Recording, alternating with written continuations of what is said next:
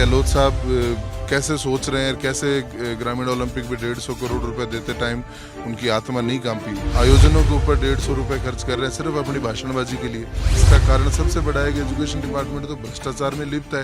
नमस्कार, पंजाब केसरी में आप सभी का बहुत बहुत स्वागत है। मैं हूं राहुल आपके साथ। दोस्तों, जैसा कि आप सभी जानते हैं, गहलोत साहब ने, हमारे जो मुख्यमंत्री हैं अशोक गहलोत राजस्थान के, उनके सरकार का आखिरी बजट जो है वो पेश हो चुका है सबके सामने। वो जादू का पिटारा जो है वो अब खुल चुका है। तो इसमें क्या कुछ इस जादू के पिटारे में निकलकर सामने आया, इस पर हम लगातार चर्चा कर रहे हैं। और इसी कड़ी में आज हमारे साथ जुड़े हैं राजस्थान बास्केटबॉल टीम के एक्स कैप्टन दानवीर सिंह भाटी, और इनसे हम जानने की कोशिश करेंगे कि आखिर इस बजट में खेलों को लेकर क्या कुछ जो चीज़ें हैं वो निकलकर सामने आई है। तो दानवीर जी, आपका बहुत बहुत स्वागत है सबसे पहले पंजाब केसरी में। धन्यवाद सर। और अब मेरा पहला सवाल दानवीर जी कि इस वक्त राजस्थान में जो खेलों के हालात हैं उनको लेकर आप क्या कुछ कहेंगे? सबसे पहले तो ये बताइए। वर्तमान में जो बजट आया है इसमें राजस्थान के खिलाड़ियों को गहलोत साहब से काफ़ी उम्मीदें थी, और अगर सही मायने में देखा जाए तो गहलोत साहब ने खिलाड़ियों की उम्मीदों को पूरी तरह से धराशायी ही किया है। कारण क्या है तो वो वही जानते हैं मेन तो, पर राजस्थान के खिलाड़ियों को काफ़ी उम्मीदें थी जिसके ऊपर गहलोत साहब खरे नहीं उतरे। अच्छा, और ये ग्रामीण ओलंपिक्स की तर्ज पे अब ये शहरी ओलंपिक्स भी करवाने की बात चल रही है, लेकिन ग्रामीण ओलंपिक्स जो है वो राजस्थान में कितना सफल रहा अब तक की अगर हम बात करें तो? सबसे पहले तो ग्रामीण ओलंपिक जो इन्होंने कराया था उसके बाद अब ये शहरी ओलंपिक करा रहे हैं। मेरा मानना ये है कि ये आयोजन तब अच्छे लगते हैं जब सबसे पहले हमारे पास इंफ्रास्ट्रक्चर हो, कोच हो, खिलाड़ी हो। आप 70 साल के आदमी को 10 साल के बच्चे से खिला के ये कह रहे हो कि हमने साहब बहुत अच्छा राजस्थान में माहौल बना दिया, तो ये माहौल नहीं, ये मेला है।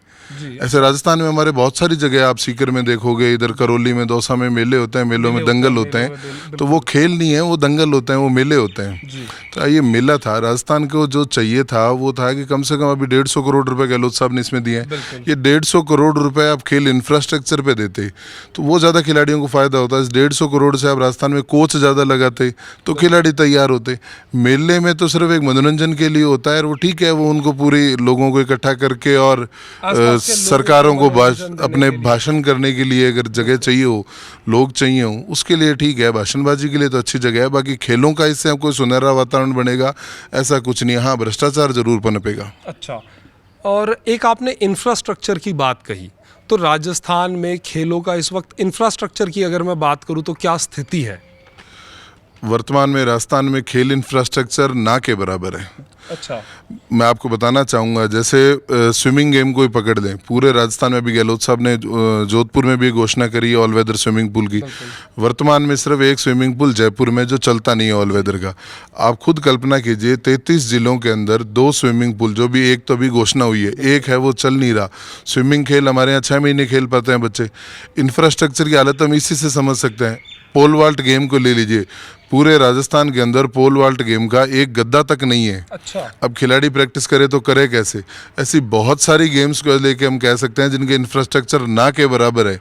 पता नहीं गहलोत साहब कैसे सोच रहे हैं, कैसे ग्रामीण ओलंपिक में 150 करोड़ रुपए देते टाइम उनकी आत्मा नहीं कांपी।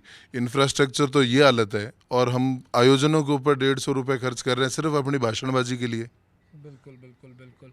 अच्छा, स्विमिंग पूल की आपने बात करी, ऑल वेदर स्विमिंग पूल, तो अगर मैं जयपुर की बात करूं तो जयपुर में भी एसएमएस स्टेडियम में एक ऑल वेदर स्विमिंग बंद पड़ा है, बहुत सालों से बंद ही है सब। अच्छा, वो सालों से बंद पड़ा है। वर्तमान में भी बंद पड़ा है।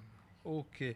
अच्छा, एक अगर बात करें कोच को लेकर, ये एक बड़ा मुद्दा हमेशा से खेलों को लेकर उठता आया है कि कोच नहीं है, कोचों की कमी है यहाँ पर। खिलाड़ी बहुत है राजस्थान में दरअसल, लेकिन उनको सिखाने के लिए कमी पड़ रही है। तो इस पूरे मामले पर आप क्या कहेंगे? हालांकि इस बार नई कोच की भर्तियां निकालने पर भी बात कही है। नई भर्तियां 100 भर्तियां कोच की निकालने की करी है। वर्तमान में खेल परिषद में सिर्फ 76 कोच और 10 खेल अधिकारी है। पूरे राजस्थान में सिर्फ 76 खेल और 10 खेल अधिकारी है। 33 जिले हैं। खेल परिषद में 41 खेल रजिस्टर्ड है। अब आप सोचिए, एक जिले पर एक दें तो भी 1300 तक की संख्या जाती है। 1200-1300 की संख्या जाती है। आपने 100 कोच दिए हैं मात्र। अब आप कैसे संभव है 8 करोड़ की जनता, 33 जिले, उसके ऊपर हर गेम की 2-2 3-3 अकादमी, तो कैसे संभव है कि दो आप 5 7 10 कोचों के भरोसे पूरा राजस्थान चला लोगे? क्या वो इतने 8 करोड़ जनता को ट्रेनिंग दे पाएंगे क्या? सबसे बड़ा सवाल है। आयोजनों के बजाय इस पे पैसा खर्च करते तो ज़्यादा अच्छा होता। बिल्कुल। अच्छा, ये तो चलिए 100 कोच तो अब देने की बात कही है, लेकिन अगर इससे पहले की स्थिति पर हम बात करें तो कोचों की क्या स्थिति थी? कितने कोच इस वक्त राजस्थान में है? पूरे राजस्थान में सारे खेलों में मिला के सिर्फ 76 coach, 76 coaches sports council Rajasthan में में? पूरे राजस्थान में। अच्छा, और अगर एजुकेशन डिपार्टमेंट की बात की जाए तो वहाँ पर कि कोच की हालत क्या है? और गेम वाइज देखी जाए तो एजुकेशन डिपार्टमेंट तो भ्रष्टाचार में पूरी तरह डूबा हुआ है। मैं आपको छोटा सा एग्जांपल देता हूँ।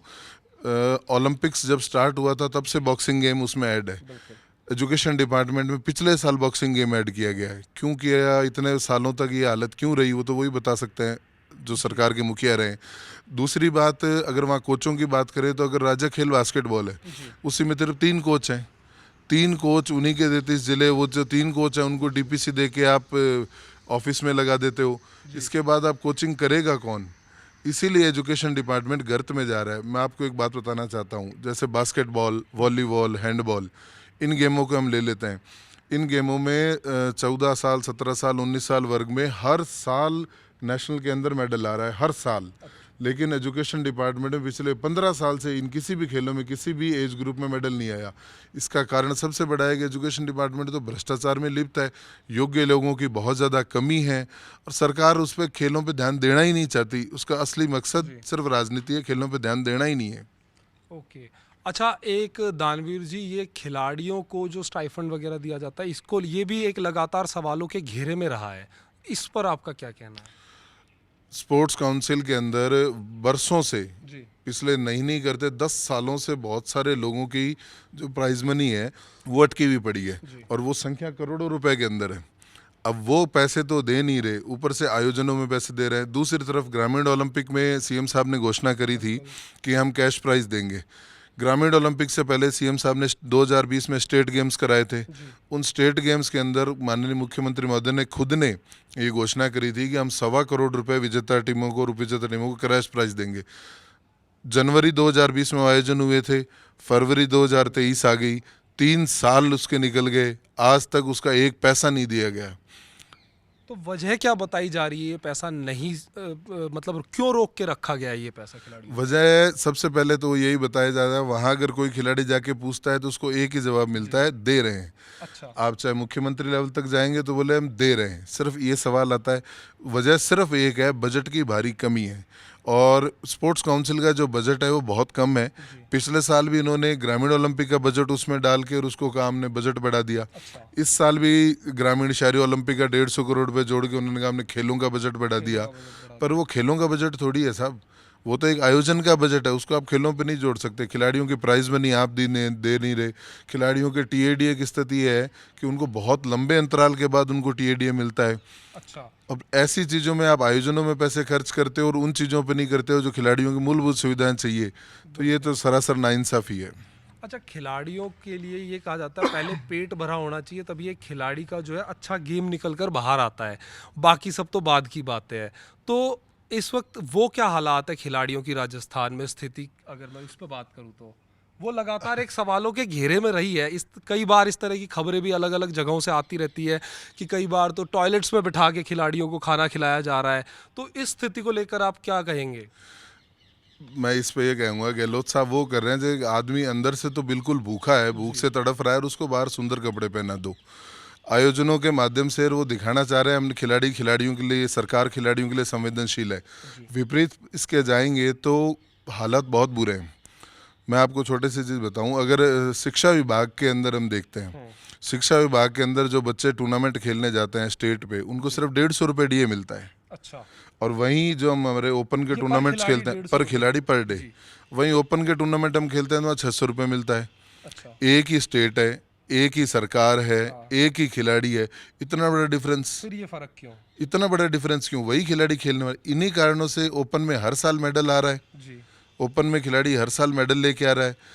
खेल संघों के टूर्नामेंटों में जब बास्केटबॉल, वॉलीबॉल, हैंडबॉल हर एज ग्रुप में हर साल लगातार मेडल आता है। और शिक्षा विभाग में 15-15 सालों से मेडल नहीं आ रहा।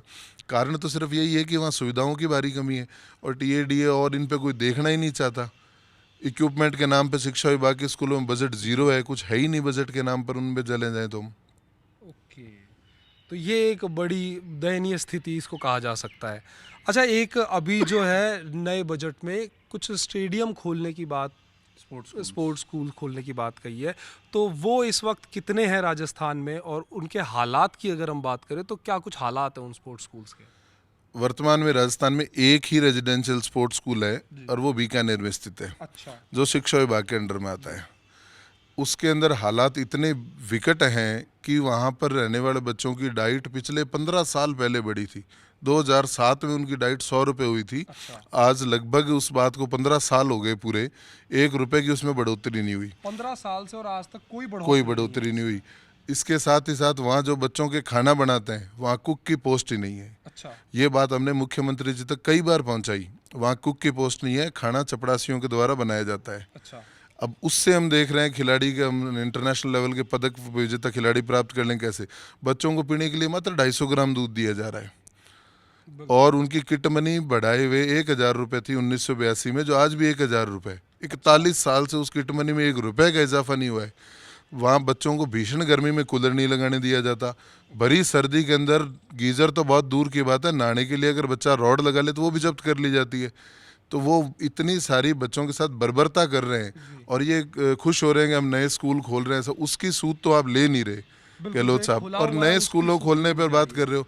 और नए स्कूल खोलने का जो, और मैं कहूँ इस पर जो नाम का भी इन्होंने करा है अभी, ये सिर्फ और सिर्फ वोटों की राजनीति है। हाँ बिल्कुल। सलीम जी, मैं इस पे भी आ रहा था। ये जो स्पोर्ट्स कॉम्प्लेक्स जिन नामों पे खोलने की शुरुआत चल रही है, ये भी एक कहीं ना कहीं सवालों के घेरे में आ रही है। लोग इस पर भी सवाल उठा रहे हैं, तो ये क्या कहेंगे आप? मुख्यमंत्री जी ने सिर्फ वोट की राजनीति करने के लिए सभी नए स्पोर्ट्स स्कूलों का नाम जो संभाग मुख्यालयों पर खोलने की घोषणा करी है। हालांकि घोषणा है, कब अमली जामा आएगा वो तो वो जाने।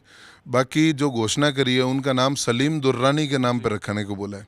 सलीम दुर्रानी जी एक क्रिकेटर थे, अच्छी बात है, हम उनका सम्मान करते हैं। अफगानिस्तान में पैदा हुए थे, राजस्थान में बाद में रहने लगे थे। अर्जुन अवार्डी है मात्र। अर्जुन अवार्डी की राजस्थान में संख्या निकालें तो 50 से ऊपर जा रही है। उन्हीं के एक नाम पर क्यों सिर्फ वोट की राजनीति के लिए ऐसा कर रहे हैं? यहाँ पद्मश्री श्री राम सिंह जी शेखावत, पद्मश्री रघुवीर सिंह, पद्मश्री कर्नल राज्यवर्धन सिंह, पद्मश्री कृष्णा पूनिया, और उसके अलावा बात करें तो अवनी लेखरा, देवेंद्र झाझड़िया, ऐसे लोग जिन्होंने पूरे दुनिया के अंदर हिंदुस्तान का नाम रोशन किया, राजस्थान का नाम रोशन किया, उनके नामों को दरकिनार करके सिर्फ आप वोट की राजनीति के लिए एक आदमी के नाम पर सारे स्टेडियमों के नाम रख रहे हो, ये सरासर गलत है। ये वोट की राजनीति है, इसका खिलाड़ियों को बढ़ावा देने से किसी तरह का कोई संबंध नहीं है। जी, तो दानवीर जी, एक आखिरी सवाल, आपको क्या लगता है कि किस तरह की स्थितियां जो है खिलाड़ियों को चाहिए, किस तरह का एक पॉजिटिव एनवायरनमेंट खिलाड़ियों के लिए लेकर आना चाहिए, जिससे हमारे यहाँ जो खिलाड़ी है प्रदेश के, वो और आगे जाएं और आगे कुछ बेहतर करे देश के लिए? सबसे पहले तो सरकार को ये सोचना होगा कि जैसे खेल परिषद और शिक्षा विभाग दोनों के खेलों में सुविधाएं बराबर होनी चाहिए, जहाँ रात और दिन का डिफरेंस है। दूसरी बात, हर जिले पर कम से कम एक कोच की रहना बहुत ज़रूरी है। एक जिले की हम बात करें तो उसमें लगभग 7 से 8 विधानसभा क्षेत्र आते हैं, जिसमें 15 से 16 लाख लोग रहते हैं। अब 16 लाख लोगों पर एक कोच भी ना काफ़ी है, पर फिर भी एक तो दीजिए। अभी तो हालत ये है कि पूरे राजस्थान में अगर बास्केटबॉल की बात करें तो सिर्फ 5 से 6 कोच हैं 33 जिलों में। बास्केटबॉल हाँ, सिर्फ 6 कोच हैं, 6 कोच हैं। इसके अलावा ये सभी गेमों की हालत है। एथलेटिक्स में इवेंट्स की बात करें तो बहुत लंबी संख्या होती है इवेंट्स की। एथलेटिक्स के कोचों की बात करें तो 4-5 कोचों के अंदर पूरा राजस्थान सिमट रहा है। खेल अधिकारी 10 हैं। सबसे पहले तो कोचों की पूरी भर्ती करनी चाहिए, खेल अधिकारियों की भर्ती करनी चाहिए। खेल के इंफ्रास्ट्रक्चर पर काम करना बहुत ज़रूरी है। राजस्थान के 33 जिलों में ऑल वेदर स्विमिंग पूल्स होने चाहिए। एथलेटिक्स के हर इवेंट के लिए प्रॉपर ग्राउंड होने चाहिए, हर खेल का मैदान होना चाहिए। ये सब चीज़ें जब हम करते हैं, और फिर खिलाड़ियों को नौकरी देने की बात है।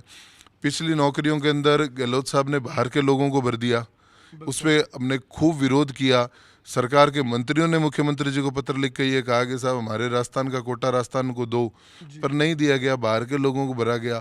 आप कितना ही कुछ कर लीजिए साहब, बाहर के लोगों को। राजस्थान के खिलाड़ियों को जो नौकरी देने की बात है, इस पर आप लगातार पहले भी आप एक्टिव रहे हैं, तो ये क्या पूरा मामला है? राजस्थान में जो खिलाड़ी हैं, जो राजस्थान की तरफ से खेले हैं, जो यहाँ रह रहे हैं, उनकी नौकरियों को लेकर ये बात हमेशा क्यों आप एक सवाल खड़ा करते रहे हैं इस पर? अभी हाल ही में होम मिनिस्ट्री ने राजस्थान में सब इंस्पेक्टर के 76 पदों पर खिलाड़ियों को भर्ती किया। 76 में से 31 पदों पर बाहरी प्रदेश के लोगों को लिया। ये स्पोर्ट्स कोटा पे वैकेंसी निकली है। जी सर। जी। जबकि हर स्टेट का स्पोर्ट्स कोटा, जो स्टेट स्पोर्ट्स कोटा होता है, उसका रूल होता है, चाहे वो हरियाणा हो, पंजाब हो, मध्य प्रदेश हो, गुजरात हो या कोई भी हो, कि उसी स्टेट के मूल निवासी खिलाड़ियों को दिया जाता है। विपरीत इसके गहलोत साहब ने और इनकी सरकार ने किस मिलीभगत से, किस मंशा से, तो वो बता सकते हैं। बाकी राजस्थान के 76 में से 31 पदों पर बाहरी प्रदेश के खिलाड़ियों को लिया, जो राजस्थान के खिलाड़ियों के साथ साफ तौर पर अन्याय है। इस बजट से पहले भी हमने मांग रखी थी कि इस बजट में ये घोषणा की जाए कि राजस्थान स्टेट का जो स्पोर्ट्स कोटा है उसमें सिर्फ राजस्थान के खिलाड़ी आए, पर गहलोत साहब ने इसके ऊपर भी अभी तक कोई घोषणा इस बजट में नहीं की। जी, बहुत बहुत शुक्रिया दानवीर जी इन तमाम जानकारियों के लिए। तो जैसा कि आप सभी जानते हैं, बजट जो है राजस्थान का वो सामने आ चुका है। उस पर क्या कुछ खेल कोटे में क्या कुछ रहा, उस पर हमने बात की राजस्थान बास्केटबॉल टीम के जो एक्स कैप्टन हैं दानवीर सिंह भाटी से, और काफ़ी अहम जानकारियाँ जो है वो खिलाड़ियों के लिए निकल कर आई, जैसे कि इंफ्रास्ट्रक्चर की कमी है राजस्थान में, और भी बहुत सारे कोचेज़ हैं, कोचेज़ की एक कमी बहुत ज़्यादा है, उन पर भी ध्यान देना चाहिए। तो इन सभी बातों पर हो सकता है आगे अमली जामा कब पहनाया जाए, कब ना पहना जाए, ये एक देखने वाली बात रहेगी। चलिए, फिलहाल के लिए इस शो में इतना ही। मुझे और दानवीर जी को दीजिए इजाज़त। नमस्कार।